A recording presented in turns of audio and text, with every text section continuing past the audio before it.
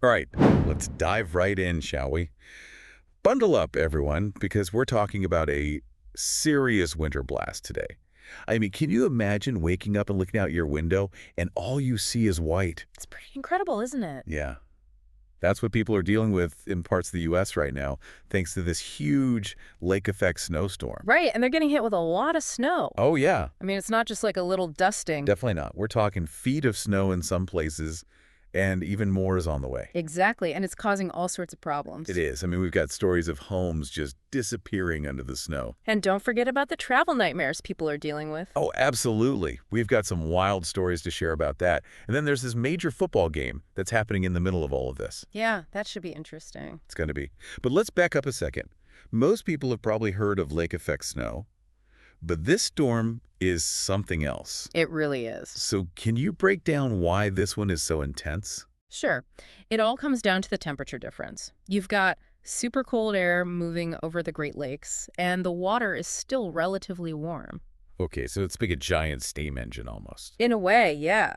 And that difference in temperature creates the perfect conditions for these really localized snow bombs to form. Wow.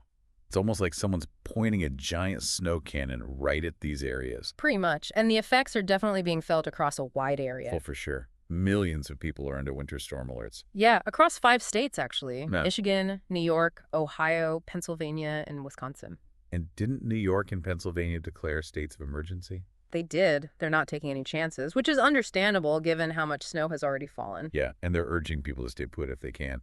The travel advisories are out in full force. It's pretty serious. It is, and the pictures coming out of these areas are just mind-blowing. I saw one video of a house that was practically buried. You could barely see the front door. I saw that one too. It was in Ohio, right?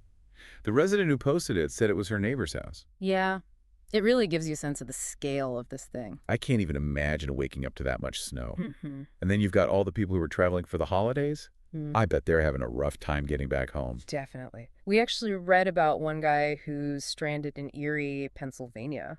Oh, no. Is he okay?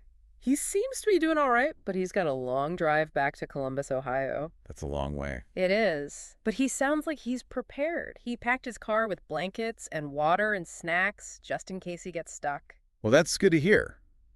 It's a good reminder for all of us that even if we're not in the direct path of a storm, being prepared for winter weather is always a smart idea. Absolutely. You never know when you might need those extra supplies. You know, speaking of being prepared, did you see what the Buffalo Bills are doing? They've got a game coming up, and their stadium is buried in snow. Wait, really? Yeah, they actually put out a call for volunteers to come help shovel out the stadium. Wow, that's dedication. And they're even offering to pay people. $20 an hour plus food and hot drinks. Not a bad gig if you ask me. Sounds like a pretty good deal, especially if you like being outside in the snow. Right. But seriously, can you imagine shoveling out a whole football stadium? That's got to be an intense workout. Oh, yeah, it would definitely be a challenge. But, it's kind of heartwarming to see people come together like that. I know what you mean. Even in the middle of all this chaos, you've got people stepping up to help out. It's like this storm is bringing out the best in some people. Right. Although I'm sure not everyone is thrilled about all this snow. Definitely not. For a lot of people, it's a major disruption to their lives. But then you have people like that one woman who's actually loving it. The one who compared it to her childhood winters. Yeah, she called it a good old-fashioned winter and said she's embracing it. It's funny how different people can react to the same situation, isn't it? It is. Some people see it as a nightmare, while others see it as a winter wonderland. And hey, I get it. There's something kind of magical about watching the world transform under a blanket of snow. It's true. There's a certain beauty and peacefulness to it. Like hitting the reset button on everything. Exactly. So even though this lake effect snowstorm is causing a lot of problems, it's also reminding us that there are different ways to look at things. I think that's a great point. It's all about perspective. Right. And maybe it's a chance to appreciate the power of nature and how it can shape our world in unexpected ways. Absolutely. And to remember that even in the midst of chaos, there can be beauty and wonder to be found. Well said. I think that's a great note to end on for now. I agree. We'll be back with more on this fascinating topic soon. Stay warm out there, everyone. Yeah, it really is amazing how nature can just kind of throw a wrench in things. It is. And, it makes you think about how we can be better prepared for these kinds of events. Especially since they seem to be happening more often. Exactly.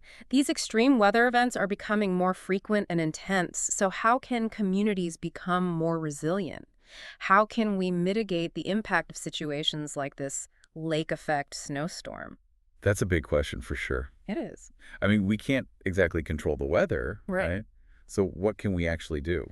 Well, I think we need to start thinking more long term. Makes We sense. can't just react after the fact. We need to be proactive.